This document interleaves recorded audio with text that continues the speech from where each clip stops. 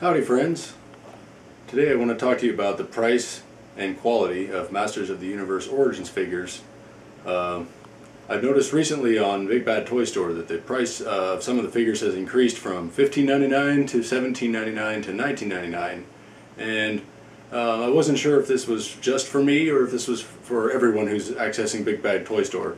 And the reason I have that suspicion is because of Amazon. I know raises their price and lowers their price depending on the demand at the moment, and you can watch prices of things change over the hours. If you refresh, bring up a page of Trapjaw, say, and look at the price, and then refresh it an hour later and see what the price is, or a couple hours later, and the price will change very quickly.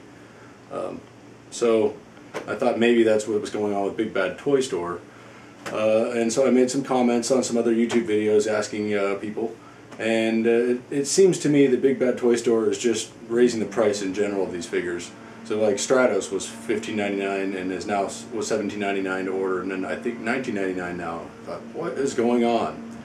So I just checked another YouTube video about prices of toys. It was in the news in a New York local station. They were saying that prices of toys are going to increase this year through probably 2023, and the reason is because shipping all over the world has been impacted by the previous year's shutdown, basically, and so all over the world there's you see the empty shelves in stores. Everyone's trying to catch up, and since everyone's trying to catch up at the same time, then of course there's not enough shipping to handle all this, so the price of shipping goes up. So my guess is the price of these figures is going up mostly because shipping is affecting their price. And shipping is affecting the raw material prices as well. So, what else do I want to talk about? Yes, the quality of these figures. Yeah, people, there are some issues with some of these figures. I know that I've seen in other videos there's complaints about the joints. Some are too stiff, and some are too loose, and sometimes they break. And I've had problems with too loose joints myself on some of the figures. And I don't want to be an apologist for Mattel. But I am going to come across as an apologist in some ways, because I recognize they can't get everything perfect when they're trying to get everything done fast. In business, generally you have speed, quality, and price as three variables that on any product, and you can pick two of those and move them around, but the third one you can't just adjust. It has to go with the other two. So what I mean is, you can, by speed and quality and price, you can have it fast and you can have it really good, but then you're going to have to pay a lot for it. Or you can have it cheap and really good, but it's going to take a long time, and the speed's going to you're going to have to give up the speed. Or you can have it cheap and fast, but you're going to give up the quality. And so I think what we've seen with the Masters of the Universe Origins figures is we've got them cheap and fast, and so the quality has come down a little bit. You may argue with me that they're not cheap, but we'll get to that in a minute. So I imagine all these figures are made in China or Malaysia or something like that, and much of the decoration on them is probably done by a machine. A lot of it probably is, but then there's a lot of the details is probably done by hand.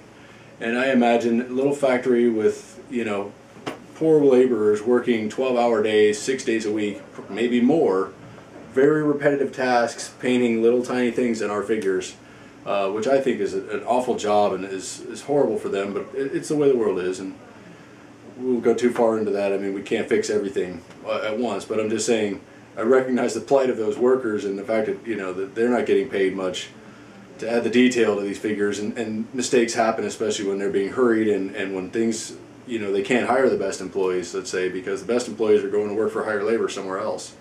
So we want it cheap, we want it fast, but we're not going to get the best quality. So I have a couple figures here. I'm going to show you in detail a couple of little paint issues that would happen when things are kind of going fast and that are missed by quality control, etc. So here we have a Trapjaw and a Stratos. I'm going to bring them around. Stratos we can see here up close. If we turn them here, oh, my battery's going to die here, I can see, folks. I don't know if you can see this blue right here behind the face mask. Does that show up on camera? I think you can see that.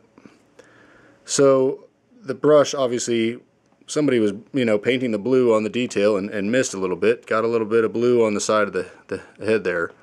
So that's the quality problem with him that I've noticed. And with Trapjaw, we can see, I don't know if the light's going to show, the green on his teeth here has come down onto the black that's supposed to be in the opening of his mouth. Is that showing up okay here? Yeah, I think you can see it there. So again, that's just the paint went over the spot and they missed it in a hurry and pushed him out the door, and so that's a little bit of a quality problem there. But I accept that. My battery's about to die, so I'm going to stop it here and restart it, folks. Okay, the battery is changed and we're back. So again, we're seeing the quality of these figures isn't perfect, and we have legitimate reason to complain a little bit and say yes, that we would, you know, obviously prefer that our figures have perfect quality. So where am I going next?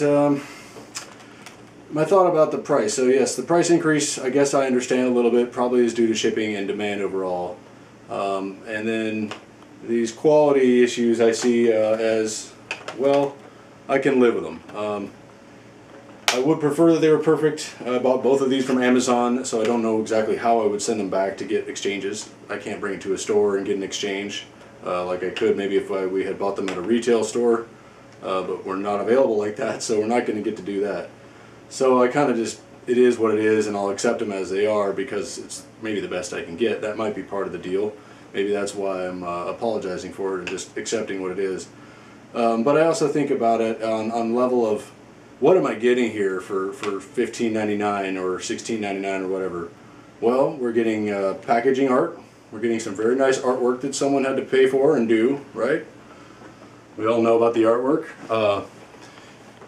We've got plastic figures here. This plastic has to be, originally starts with crude oil, extracted out of the ground, and then is refined down to gasoline and naphtha and all kinds of other products.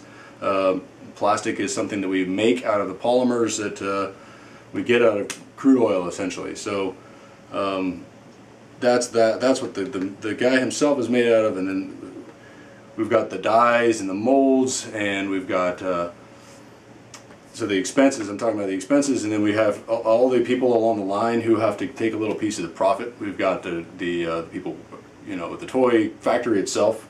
And they're charging Mattel something, and then Mattel wants to make a profit. And then I don't know if there's a distributor between Mattel and the next stores, say Walmart, Target, and Big Bad Toy Store. Probably not. Those are probably the retailers, and so they're the next one taking their cut. They have their own distributors, let's say. And of course we've got all the transportation involved going around. So when you think about this, you got to realize there's labor and there's materials and there's transportation, and you know, these are going on boats from China to here, and those boats have to have gasoline to power them. So there's a lot in this package that, you know, we tend to take for granted, and I, you know, when I think about what all goes into it, I think it's probably a pretty fair price.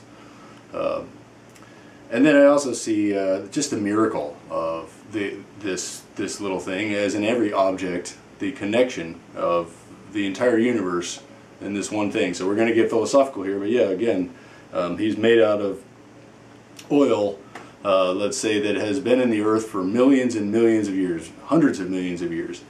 So we have to have, in order for this figure to exist, we had to have rain and sun hundreds of millions of years ago, which grew plants and probably single-celled algae, and then those had to sink to the floor of the ocean, and then they had to compress over a long time. That floor of the ocean, thanks to plate tectonics, had to go underneath other land, basically, and become part of the lava soup. Then it gets compressed under time and in certain pockets of this land and rock and stuff.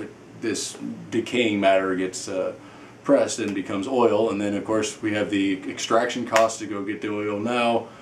We've got the drill bits and the heavy machinery and the cars, the trucks, the gasoline that powers the trucks, and that's just to get the oil.